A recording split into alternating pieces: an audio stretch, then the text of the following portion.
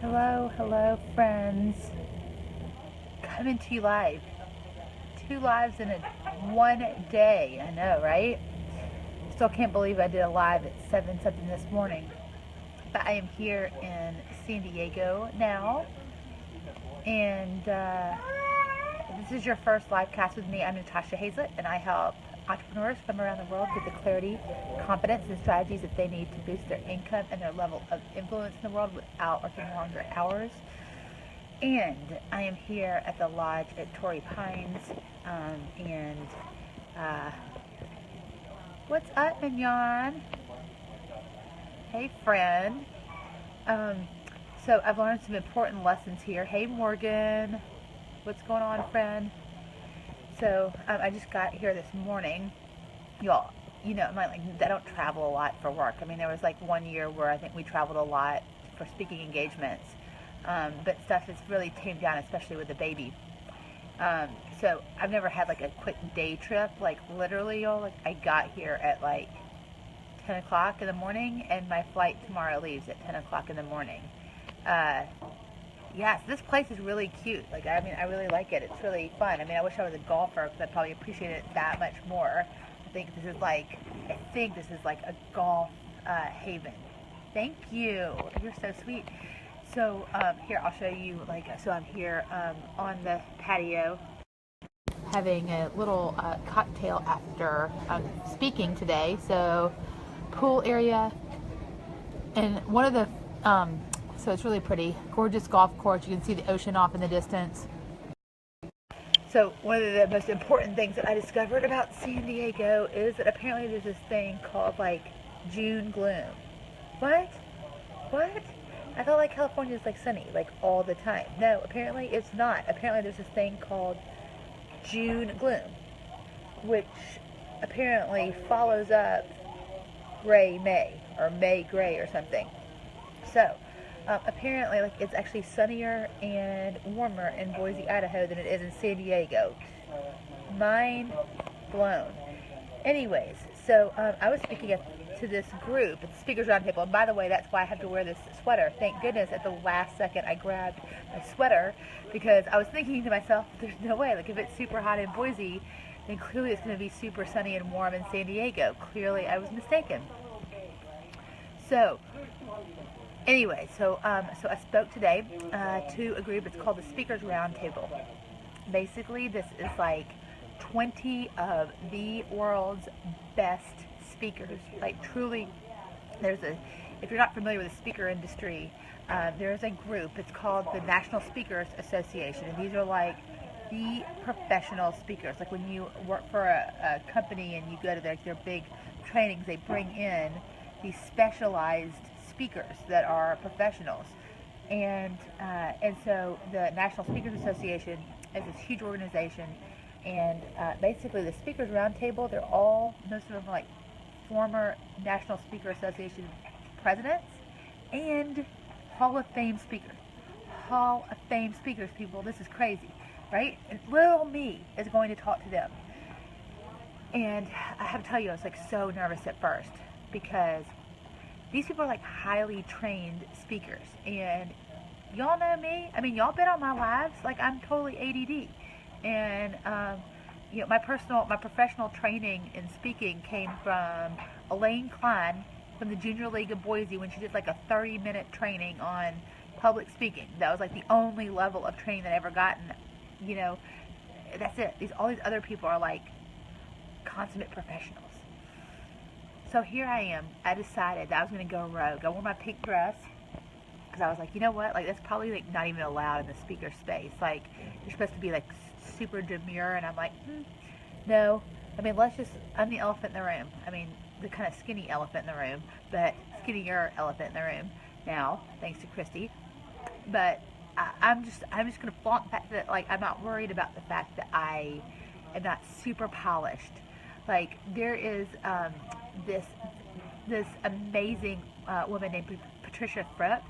She is like the presentation queen. She's like the goddess of presentation skills. She's like ultra famous for her presentation skills. And I'm sitting there thinking, my get in front of the presentation queen, I'm probably screwing it up. I mean, I'm sure like my PowerPoint is totally off point. I'm sure I'm like, my hands are in the wrong place. I'm saying the wrong crap. Like, I'm sure that like, this is not textbook. But here's the thing.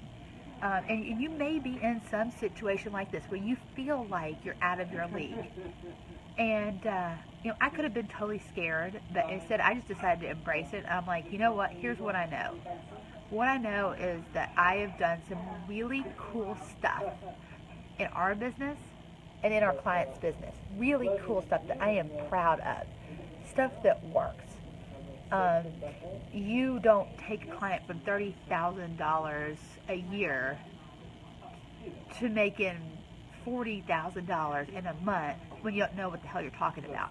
So it may not come out pretty and it may not come out polished, but I realized that I knew exactly what I was talking about.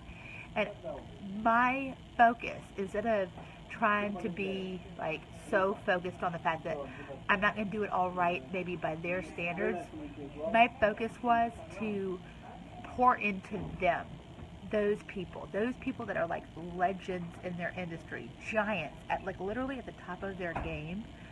My sole focus was to just pour into them and give them like as much information and value as I could in 75 minutes. And from the feedback, they loved it, and that's the best part of it.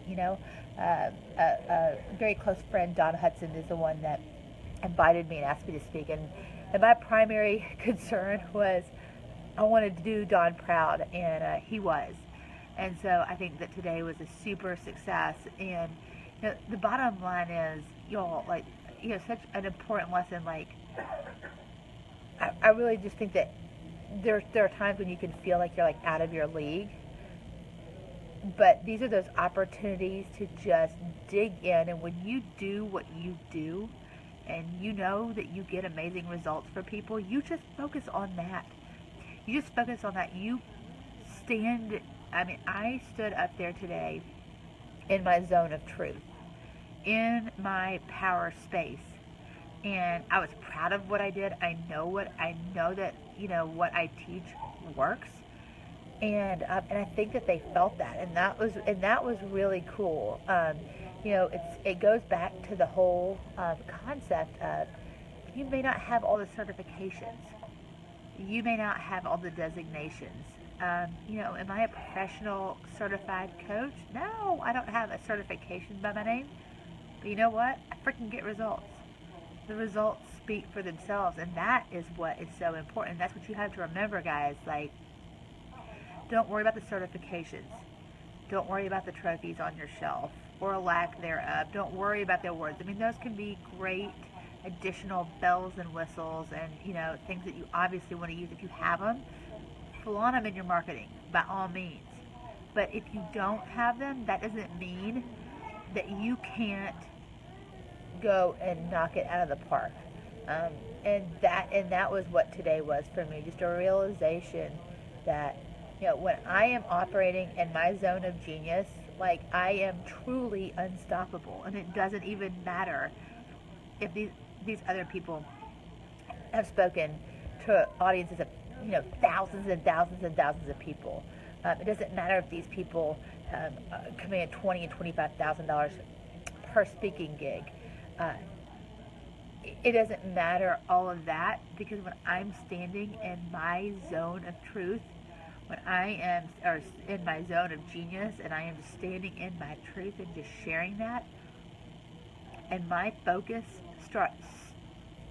When I took my focus off of me feeling uncomfortable and feeling like I'm small and that I'm not, I'm not this, I don't have this and that, and I solely focused on the people that I was serving, it all changed. It all changed because it wasn't about me. It wasn't an ego thing. It was about serving other people. And when you're doing that in an authentic space, great things can happen.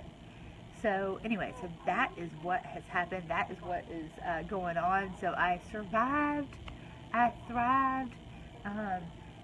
Several of them come up to me and tell me that I was an exceptional speaker I had great energy, and like coming from these people, I'm like, it's like Michael Jordan telling you you're a good basketball player. Like, it's a big deal. Like, I mean, I love it when my friends are sweet and supportive, but I'm like, but when these people that are like the best of the best tell me, I'm like, I'm going to take that compliment and run with it, and it feels good. So that's what I've got going on. So, what are, let's see. Oh, hi. I got all sorts of folks, fun folks on here. Hey, Kelly. Hey, Sarah. Hey, Deanna. Deanna, when I get back in town, we need to schedule a time for coffee, friend. I got your message and I wasn't able to write back because I was just about to go on stage. But I would love to hang out with you. Hey, Sarah. So, anyways, that's all I've got for y'all today. I mean, that's 2 lives in one day. I mean, that's like hardcore. But I'm having a great time here. And in a little bit, we're going to go to dinner. And then tomorrow morning, I board a plane, go back home, and then y'all, I'm gonna like collapse. Y'all may not hear from me for like 5 days, because like, this has truly been a whirlwind. What's up, Bear? My little brother just joined. You never seen your sister on a Facebook Live. You need to do Facebook Lives, George. Anyways, so that's the scoop. I'm having fun in San Diego. I am recovering. I'm going to be recovering for a while. It's been an intense week. So if you have missed the goings on on Tuesday, I finished writing my book, Unstoppable Influence. Got the manuscript done. I've got to let it marinate for 2 weeks before I run through and do my edits. I've already hired an editor. It's going to be awesome. And so I got that done on Tuesday. Thursday, I hosted a day-long workshop where I was speaking like all day yesterday. And then I hopped a plane this morning that left Boise at 6 a.m. to come to San Diego to talk at the Speakers Roundtable. Just got done with that, and then I fly back to Boise tomorrow morning at 10 a.m. And then I might go like in a coma for 5 days. Before we have a VIP day next Thursday with our rock star client, Lori Dodson. So, the good news is I'll have some good downtime between now and Lori's VIP day. But that's the scoop. And by the way, I talked to them today about Facebook Live. And I think a lot of them were interested in how this is a great way to connect. And that's why, I really suggest that even if you're nervous to get on camera, like, getting on Facebook Live can be a really, really powerful tool to share your message with the world. And the main reason why I love it is no do-overs. Like, if you screw up, like, no one's going to care, first of all. Like, the less perfect you are, the better, because you're more relatable, first of all. Second of all, like, you're just going to get it out there. Like, that's it. There's not like 16 different takes and edits and this, that, and the other, and then time to sit and think about it. It's just immediately out there for the world to consume. And that's one of the things I was talking about today to the folks at the Speakers Roundtable, that this is a great way to build a following of people that just love what you do. And so you got to give the people what they want, right? So anyways, that's what I've got for you today. I hope you all have a great weekend, and thanks for being on here live, and I'll see y'all soon. Love y'all, friends. Bye.